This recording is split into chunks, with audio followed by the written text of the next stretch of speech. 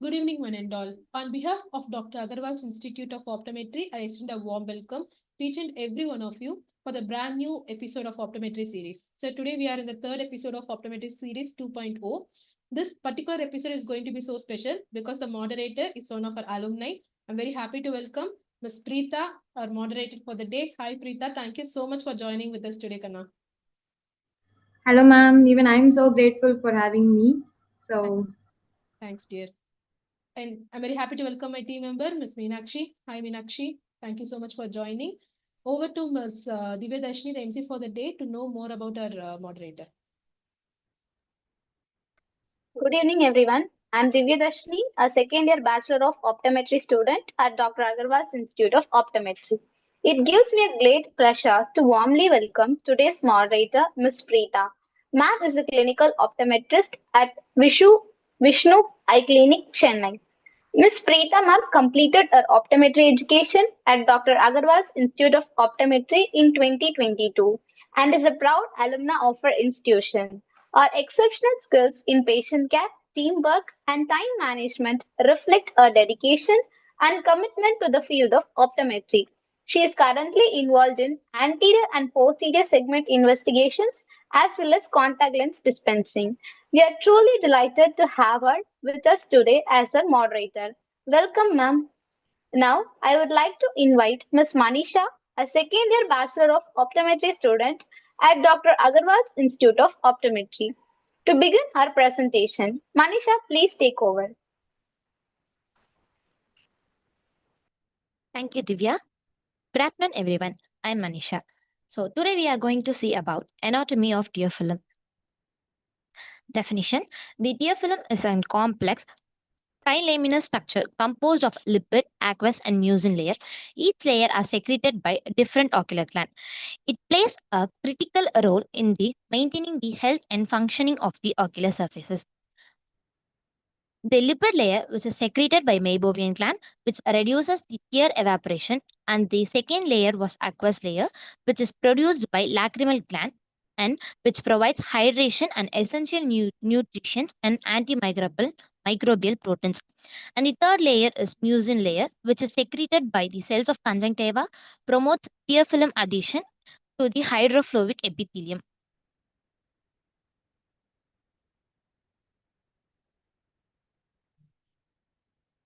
General functions of the tear film. Optical clarity.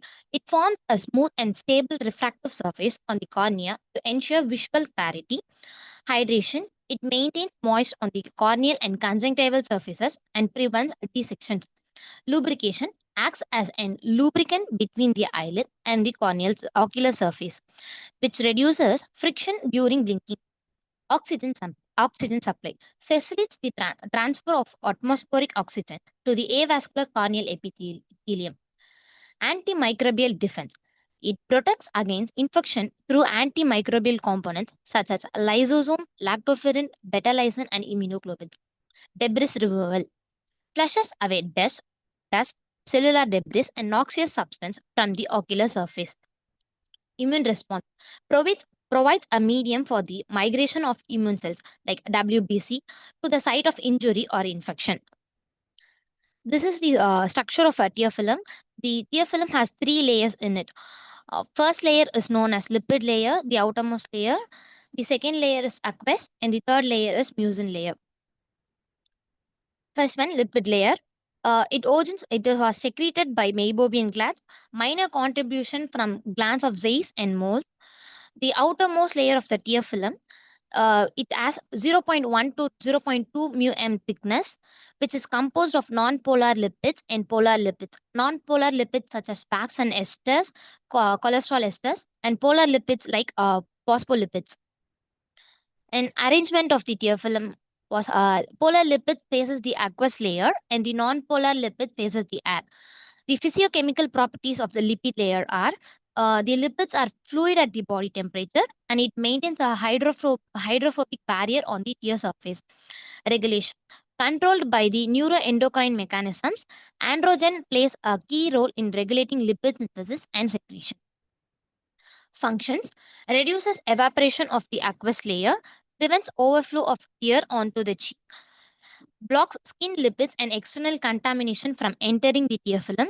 It maintains tear film stability and increases the breakup time. Provides a smooth optical surface for clear vision. The clinical significance are deficiency or dysfunction leads to evaporative dry eye and common in meibomian gland dysfunction. The second one, aqueous layer. The aqueous layer was secreted primarily by the main lacrimal gland with additional contribution from the accessory lacrimal glands of cross and wolfring. The thickness of the layer is about 7 μm. The layer forms the bulk of tear film, comprising approximately 60% of its volume. It has low viscosity aqueous solution, which is composed of inorganic ions, glucose, urea, and other small solutes. Protein and glycoprotein include lysosome, lactoferrin, tear-specific prealbumin, secretory immunoglobulins A. The surface tension of the aqueous layer in healthy tears ranges from 40 to 42 dYnc centimeter, contributing to tear film stability. The functions of aqueous layer is it provides oxygen to the avascular corneal epithelium from the atmosphere. It flushes out cellular debris, allergens, and noxious irritants. It exhibits antibacterial and anti-inflammatory properties through enzymatic and immunoglobulin components. It also acts as a lubricant and maintains a hydrated and nutrition-rich environment for the ocular surface. The third one, the innermost layer is mucous layer. It is the deepest stratum of the precorneal tear film is the mucous coat. Being in a highly hydrated, semi-solid state, the mucous layer is not strictly a part of a fluid tear film. It plays a vital role in the stability of the tear film. The mucous layer is rather thin, so its morphology usually resembles the microvillus, rigid appearance of superficial epithelium cell wall. The tear mucins are two types. The first one is aqueous soluble mucins, and the second one is membrane adherent mucin. The mucin layer is mainly secreted by the conjunctival goblet cell, crypt of Henle, and glands of Mans. Mucin has also been identified both histochemical and biochemically in the secretion of main lacrimal gland. Clear corneal epithelium is a relatively hydrophobic surface, and the mucin converts the hydrophobic corneal surface to a hydrophilic surface by adhering to the glycocalyx on the corneal microvilli. Glycocalyx are the long chain molecule that helps to hold mucin to the corneal surface. The mucin layer has a thickness ranging from 200 to 500 angstrom. Functions of mucin layer are the mucin lubricates the ocular and palpebral surfaces, and it also provides the slippery coating over the foreign bodies. The physical properties of the tear film are the tear fluid is clear, salty, and slightly alkaline and watery. The average thickness of the tear film ranges from 7 to 8 μm. The average volume of tear film has been reported to be 7 μl with a range of 4 to 13 μl. The average rate of the tear secretion is 1.2 μl per minute. Refractive index of the tear film is about 1.357, and the pH of the tear film is nearly 7.4 and approximates that of the blood plasma. And next is tear dynamics. The main role of the lacrimal system is to establish and maintain a continuous tear film over the preocular surface. The main role of the tear film is to establish a refractive surface of high quality for the cornea. The tear film accomplishes its functions by highly specialized and well-organized dynamic activities, which starts from the secretion to elimination of the tears in a chronological order. The chronological order includes secretion of tear, formation of tear film, retention and redistribution of tear film, displacement phenomenon, evaporation from the tear film, drying and breakup of tear film, dynamic events during blinking, elimination of tears. Thus, the secretion of tear. The tears are continuously secreted throughout the day by the accessory and main lacrimal gland. The accessory gland is known as basal secretion, and the main lacrimal gland is known as a reflex secretion. The reflex secretion occurs in response to sensation from the cornea and the conjunctiva. The hyperlacrimation occurs due to the irritative in the sensation from the cornea and the conjunctiva. The afferent pathway of this secretion is formed by the fifth nerve, which is a trigeminal nerve, and the efferent pathway of this secretion is formed by the parasympathetic supply of the lacrimal gland. Most of the full-term newborn babies secrete tear within 24 hours, and 95% of the full-term infants have normal tear secretory rate within the first week of their life. It is generally accepted that the main lacrimal gland secretes only the water and electrolytes during the reflex tearing. Continuous preocular tear film is formed by the secretion of the main lacrimal gland, accessory gland, and meibomian gland and mucus gland of the conjunctiva, which flows over the ocular surface. The formation of tear film consists of 3 layers: lipid layer, which prevents the evaporation, and the aqueous layer, which provides nutrition and hydration, the mucin layer, which helps tear adhere to the eye surface. Retention and redistribution. The tear film spreads across the cornea, ensuring uniform coverage. Small molecules and mucin help anchor the tear film. Evaporation and stability. Evaporation rate is about 10% of the tear production. The lipid layer slows down the evaporation and maintains the tear stability. Blinking and tear film renewal. Each blink spreads a fresh tear across the eye. Each tear film re-establishes completely after a blink. Blinking also compromises the lipid layer and ensures proper distribution. Elimination of the tear. Drainage of the lacrimal fluid from lacus lacrimalis into the nasolacrimal duct. The lacrimal fluid flows over the precorneal surface and reaches the marginal tear strip running along the ciliary margin of each eyelid, and it are collected as a lacrimalasis in the inner canthus. 25% of the tears are lost by evaporation. The rest will be drained. The lacrimal fluid is then drained by the lacrimal passage into the nasal cavity. The capillary action plays an important role in conducting the tears into the punctum and vertical limb of the canaliculus. The flow along the lacrimal passage is brought about by an active lacrimal pump mechanism.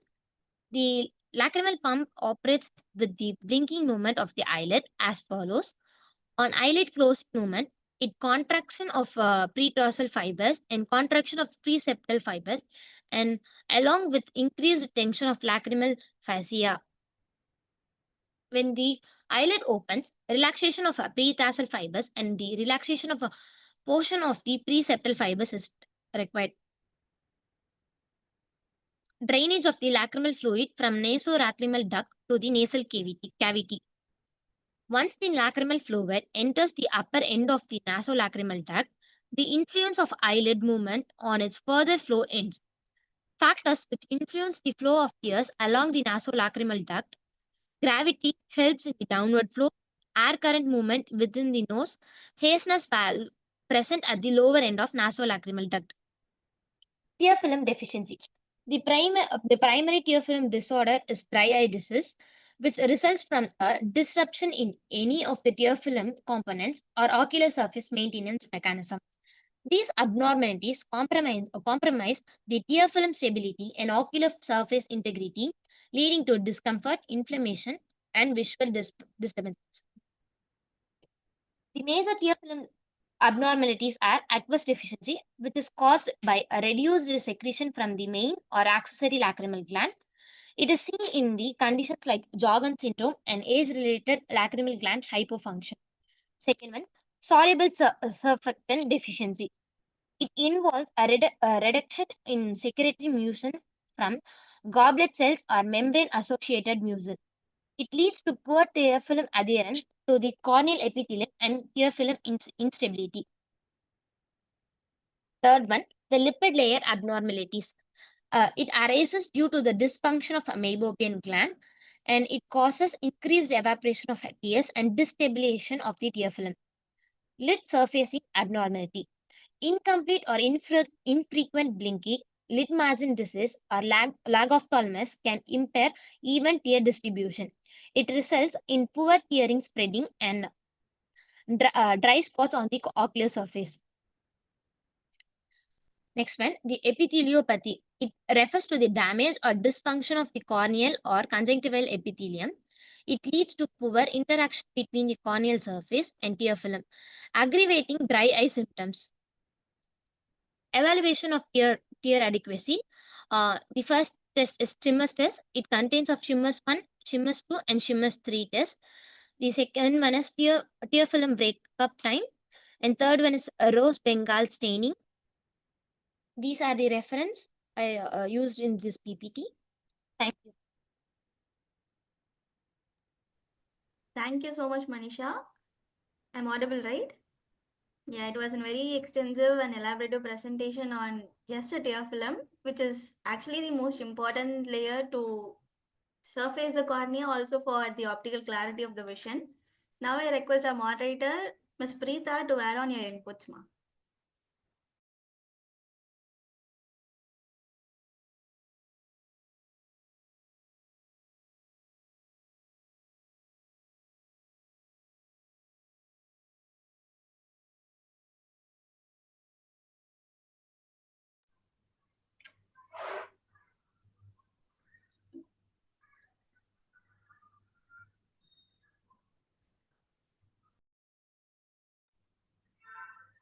Ma'am, shall I continue?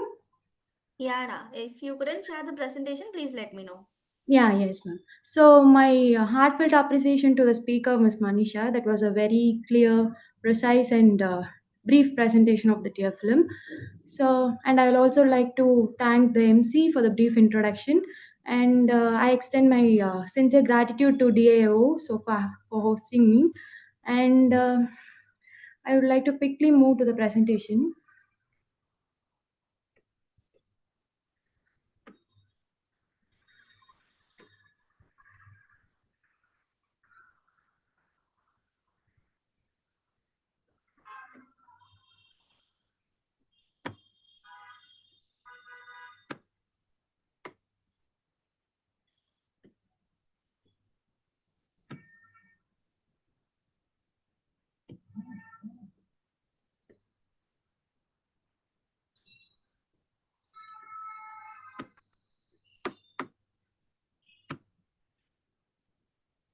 So, as Manisha briefed us about the tear film dynamics, so I would just like to highlight few points.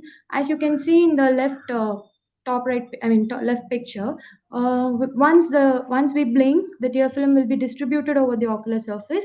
So, and it will be pushed, and it forms a strip, a superior strip and an inferior marginal strip, and the tear films accumulate at the corner of the eyes, called as lacus lacrimalis or lacrimal lake, and the tear film is sucked into the punctum canaliculi and into the sac and finally into the nasolacrimal duct. So this complex process involves the uh, all structures to work in coordination for this process to occur. So commonly what we encounter, however the condition is dry eye, but patient comes up with a symptom called watering. So where does this watering come from?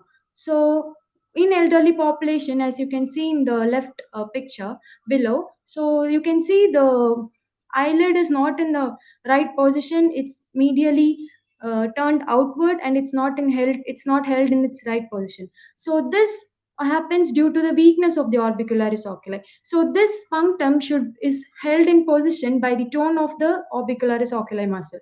When this weakness occurs, elderly people complain of watering. So and the top right picture, you can see the punctum is held against the lacrimal lake so that the tears flow into the drainage system. So the next image, this is basically patient again presents with a symptom called irritation. So where does this irritation comes from? As you can see in the left side, we have three layers of the tear film. All these three layers should be intact for the normal lubrication and frictionless movement of the eyes. So when this is disrupted, again patient present with complaints. So commonly what we see in the OPD is patient will be having punctate epithelial erosions. So these punctate epithelial erosions are just areas of damage or erosion on the corneal epithelium. So where the overlying tear film is pulled over when it's stained with the fluorescent. And another common sign we see is the filaments. So filaments are basically increased mucus secretion, and these mucus entraps in the corneal epithelium in the damaged corneal epithelium spots. So these these filaments will adhere to the corneal epithelium on the epithelial surface, and it presents like this, and patient will be having severe foreign body sensation. So this mucin layer is significant for the trapping of foreign body or infectious organisms. So when this disruption occurs, so it also increases, it also breaks the corneal epithelial barrier function, and it causes increased permeability into the corneal surface. Since the cornea is an avascular surface, it receives all its nutrition from the atmosphere and from the tear film. So when this tear film is disrupted, and it affects the corneal epithelial barrier function, and which in turn returns in the invites infections into the ocular surface. So this I would like to elaborate about the common swellings patient presents with stye. They so on examination, all swellings and inflammations appear to be same. So how to differentiate what is which gland is involved, or what this swelling is composed of? So as you can see in the right side picture, we can see the location of the accessory, the meibomian glands, and the gland of Zeiss and mole. So meibomian gland is beneath the lid margin and it's deeper into the surface. So the accessory, glands, Zeiss and mole, are located at the base of the lash or between the lashes. So as you can I just a minute, huh? Okay. Yeah. So as you can see, the location of the gland of Zeiss and gland of mole, it's at the base of the lash. So the top left picture shows us the swelling of the gland of Zeiss or gland of mole, which presents involving the eyelash, and it is present in the lid margin. So this is how we differentiate it from the other swellings. So below we got the two images, and it represents the hordeolum internum, which is the swelling of the meibomian gland. So when the lid is everted, you can see a lump of secretions collected. It's behind the lid margin, and it does not involve the eyelash. So this is how we differentiate the swellings in the clinical setup, and that I thought I could put some light on. And other few points I thought I could elaborate is tear fluid. It's an emerging body fluid for the analysis of potential biomarkers. So this tear fluid is collected, and it undergoes a biochemical analysis, and the composition of the tear film uh, and the results of the biochemical composition gives us a potential biomarkers in identifying not only ocular disorders but also a lot more systemic diseases also. So we can see an increased immunoglobulin E levels in the vernal keratoconjunctivitis. We can see increased levels of inflammatory proteins like cytokines, chemokines, and it in turn reflects the severity of the epithelial disease. And the tear fluid composition changes. These changes, as I said, it's not only constricted to the ocular health, but it also provides valuable insights in early diagnosis or detections of the systemic disorders also. So the other thing I would like to emphasize is tear film oriented therapy. So identifying which layer of the tear film is deficient and treating the condition will provide quick management and quick relief to the patient, and a prompt management also. So it is a holistic treatment approach which aids in increasing the tear film stability just by identifying which part of the tear film is involved. So this is basically based on the tear film oriented diagnosis. So we'll be doing all the tear film dynamic evaluation, and we'll be analyzing the breakup patterns of the tear film, and we then concluded this is the layer involved, and we'll treat it accordingly. So if the aqueous layer is deficient, we basically give artificial tear supplements. These tear supplements just increases the viscosity of the ocular surface, and we can also advise punctal plugs so that the drainage is controlled, and a lot more aqueous or tear film stays on the ocular surface. Or dicufazole eye drops can be given. It is a P2Y2 receptor, and it aids in the tear production. So if lipid layer is deficient, again, as we know, the lipid layer is secreted by the meibomian glands. So meibomian glands are basically lipids. So these lipids are usually liquid at the body, I mean body temperature. But when this solidifies or it becomes solid, the secretions are stuck within the gland, and it is not secreted out. So in that case, the meibomian gland dysfunction occurs, and the tear film stability is lost, and the tears pour down the eye. So we can advise warm compression for the patients. We can advise digital massage, or we can also give omega-3 supplements. Omega-3 supplements are known to increase the meibomian gland function in a natural way. So that's a dietary supplement. And if mucin is deficient, we can also advise autologous serum instillations into the eye. So extracting from the serum and instilling in the form of eye drops. So again, we can also in case of inflammatory dry eye, we can also advise the patients to use immunosuppressants like cyclosporins or very low dose steroids. So because of the inflammation, the dry eye occurs, and it's always better to treat the cause than the symptom.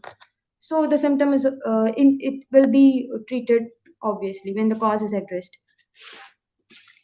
So we all know the common management of the dry eye. It's the 2020 rule. So every one of us know about the 2020 rule. But what common thing I observed in the OPD is people tend to mistake it as a break from the work. It's break from the screen time. So they move from one screen to other. Like they say they follow 2020, but when they elaborate what they're exactly doing, they'll be just shifting their attention to their mobile phone or any social media. It's again a break from one screen to another, so it doesn't serve the purpose. So better advise the patients that they can either go for a walk, go for a stretch, they can have some water, and they can just move around in the room, and they can resume their work again. So emphasize on the break from the screen. And they can instill eye drops, lubricating eye drops in between their work, and having dietary supplements to naturally improve the secretion, and facing the air conditioning, or having the air vent or AC vent directly towards the face can also cause evaporative dry eye. And eye rubbing, many people tend to rub their eyes during the screen time. So in this emerging digital world, every one of us are stuck with the screen, and we tend to blink less. So in that case, the irritation occurs, and we rub our eyes. We also know literature says eye rubbing can also cause keratoconus and severe allergic reactions in the eye. So as you can see, dry eye is not only the term can be simple, but it has comprehensive causes. The gender, the age, the location, several causes put together will affect the patient's ocular health. So it's better we address everything, and give a holistic approach, so that the symptoms are relieved, and we can also have a look. Like, all these tear film are just measured in the level of microns. These micron level changes in the eye can cause potential complications to the ocular surface. So it's better we emphasize, and we spread more awareness about the dry eye and the management options we have. Simple managements can also provide extended relief and quick relief to the patient. So being a healthcare professional, I would like to emphasize that. Yeah, just a moment. So, being a healthcare professional, I would like to emphasize that we put more attention and more awareness onto this ongoing dry eye disease, because almost 50% of the patients walk into the OPD have dry eye. So it's easy to say you just have dryness, but being a patient of a dry eye, so we cannot lead a peaceful life. The like small irritation can also be causing a severe impact on the patient's life. And so we put more efforts, and we spread more awareness about the dry eye, and simple managements can also help in the symptom relief. So that's what I would like to emphasize, and that was a great presentation from the speaker also, and I'm very happy to be the moderator of this session. I hope I had some insights over this. So over to the. Thank you so much, Preetha. It was very nicely explained the importance of tear film, which is just a very thin layer in the eye. Because now we say it is 50% of a population, but we see the world is becoming into 90% of population for the victims under dry eye or digital eye strain I'm just syndromes. speaking about the per day OPD patients, I say. So almost half of the OPD patients present with dry eye. So it's become so common, and it is also causing potential threat to the ocular health also. As an optometrist, be a primary eye care professional, I relate tear film as a primary barrier. So being a preocular tear film, so it is the primary barrier to the ocular surface. So addressing it will almost cures all the diseases. I hope so. So it's better we take it. We put more light on this dry eye disease, and we spread more awareness, and we follow very simple behavioral changes. Will help in the relief of the symptoms. Yes, completely agreed with your points. And then not only just to surface the ocular structures, it is also important for the optical clarity. Plus, the oxygen or the nutrition which we are getting, the cornea is getting is through the tear film only. So in Yes, that what case, one yes. thing, yes, sorry to interrupt, ma'am. Yes, what one thing I observed while doing refraction is we'll be keep on changing the lenses, the objective refraction remains stable, the PG power will be stable, but still the patient will be saying, I'm not seeing clear, I'm not seeing clear. Just asking them to blink few times, the patient will be like, yeah, yes, I can see better. So that time puts that's so significant, right? Because there's no point in changing the lenses, but the cause is the dry eye. So I would like to emphasize all the interns or students who are all going to be starting their refraction. Whenever patients say blur, just ask them to blink twice or thrice. Still it's blur, then try changing the lenses. So that's the one thing I learned from the dry eye in a clinical setup. Very true, Preetha. I completely agree with your points and the way that you emphasize the importance of tear film as such in various categories. It was very nice, very detailedly explained. Thank you so much, Preetha. Thank you, ma'am. Thank you, ma'am. Over to Gopati.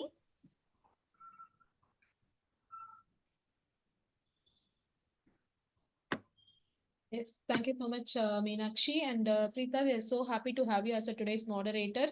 Very best wishes for all your future endeavors, dear. Thank you so much. Thank you, ma'am.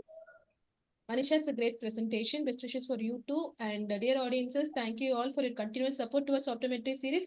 If you like this video, give a thumbs up and share with all your friends. The announcement for this particular week is Bachelor's in Optometry admissions are open at Dr. Agarwal's Institute of Optometry.